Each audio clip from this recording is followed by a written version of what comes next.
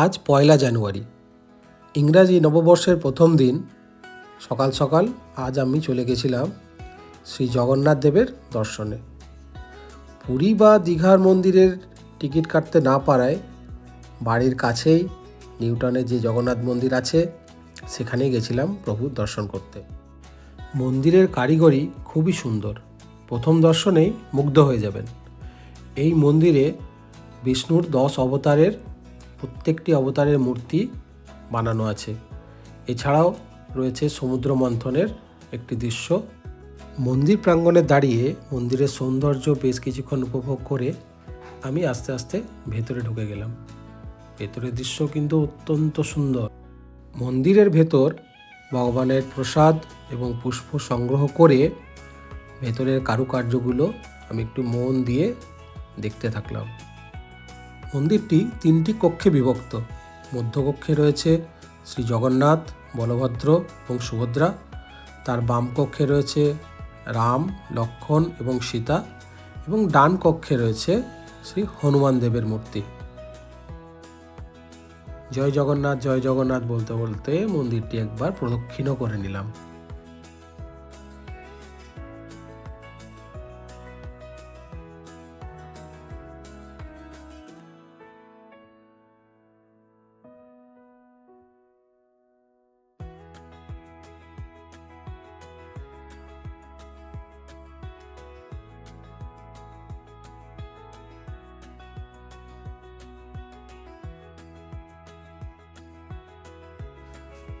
মন্দিরের বাইরে আঙিনায় এসে আবার বেশ কিছুক্ষণ বসে রইলাম। মন্দিরের সৌন্দর্য উপভোগ করলাম। এতই সুন্দর যে ওখান থেকে উঠতেই ইচ্ছা করছিল না।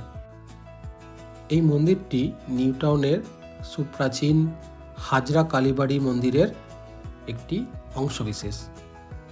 এই মন্দিরের পাশেই রয়েছে সেই হাজরা কালীবাড়ি মন্দির। অনেকে জানতে চাইবেন এখানে পৌঁছাবো কিভাবে। যারা বাসে বা অটোতে আসতে চান তারা নিউটাউনের বিশ্ব বাংলা গেটে এসে ওখান থেকে কারিগরি ভবনের জন্য অটো ধরবেন, কিংবা সাপুরজিগামী যে কোনো বাস ধরে কারিগরি ভবন স্টপেজে নামবেন। ওখান থেকে 2 মিনিটের হাঁটা পথ। 2 হুইলার আর 4 হুইলার পার্কিংয়ের জন্য অনেকটাই ফাঁকা জায়গা আছে এখানে। জগন্নাথ মন্দির দর্শন করে আমি গেলাম কালী মন্দিরে। এই সেই সুপ্রাচীন হাজরা কালী মন্দির। এখানে কালী মূর্তির পাশেই রয়েছে শিব দুর্গার মূর্তি এবং তার পাশে শিবলিঙ্গ। এই মন্দিরটিও খুব সুন্দরভাবে সাজানো, বিভিন্ন পৌরাণিক কাহিনী এখানে আঁকা আছে। মন্দিরের পেছনে দেখলাম অনেকে মানত করার জন্য সুতো বাঁধছে। কালী মন্দিরের পেছনেই রয়েছে বনবিবি মাতার মন্দির। এরপর গেলাম রাধাকৃষ্ণের মন্দির দেখতে।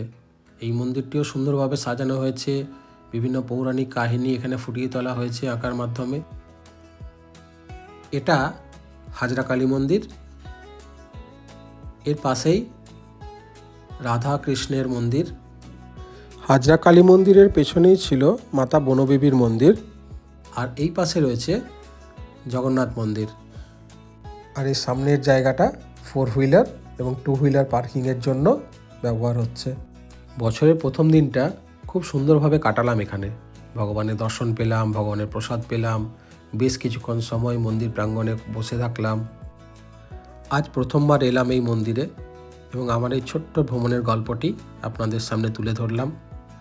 এরকমই ছোট ছোট ভ্রমণের গল্প আরও শুনতে চাইলে আমার এই চ্যানেলটির সাথে যুক্ত হয়ে আমাকে সাপোর্ট করুন।